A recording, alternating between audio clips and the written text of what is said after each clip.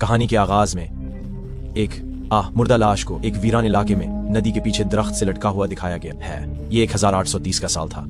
अगले मंजर में हम फिल्म के मरकजी किरदार ऑगस्टस लेंडर को दरिया के किनारे हाथ धोते हुए देखते हैं। लेंडर एक रिटायर्ड पुलिस वाला है जो रिटायरमेंट के बाद दरिया के किनारे बने एक छोटे से घर में रहता है। फिर मिलिट्री एकेडमी के कुछ लोग लेंडर से मिलने आते हैं। हकीकत में फिल्म के आगाज में जो लाश दिखाई गई थी वो उसी एकेडमी के एक तालिब इल्म की थी और उनका मकसद था कि लेंडर इस मामले की तफसीली तहकीकात करे। लेंडर ने पुलिस फोर्स में अपनी मुद्दत के दौरान मुतअद्दिद पेचीदा मामलात को हल किया था, जिसकी वजह से शहर के आला हिकाम ने उनकी बहुत इज्जत की। यही वजह थी कि एकेडमी के कैप्टन ने उन्हें लेने के लिए जाती तौर पर उनके घर का रुख किया। जब वो एकेडमी के दफ्तर पहुंचे तो कैप्टन ने लेंडोर की तारीफ करते हुए कहा कि गवर्नर ने खुद इस केस को हल करने के लिए लेंडोर को मुंतखब करने का फैसला किया है।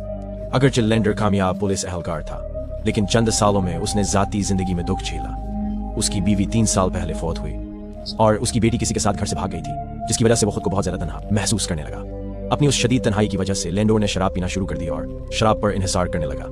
कर्नल को पहले से ही लेंडोर की जाती जिंदगी के मसाइल का इल्म था, इसलिए इसे इस मुश्किल हालात में इतनी बड़ी जिम्मेदारी देने में बहुत बेचैनी महसूस हुई।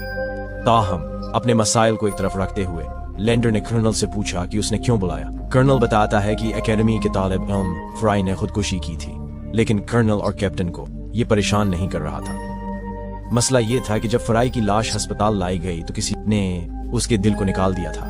फिर कर्नल लेंडोर को अस्पताल ले जाता है जहां लाश रखी है। डॉक्टर मार्कोइज जो लाश का मुआयना कर रहे हैं लेंडोर को बताते हैं कि एक नामालूम मुजरिम ने छुरी से सीने को काट कर दिल निकाल दिया।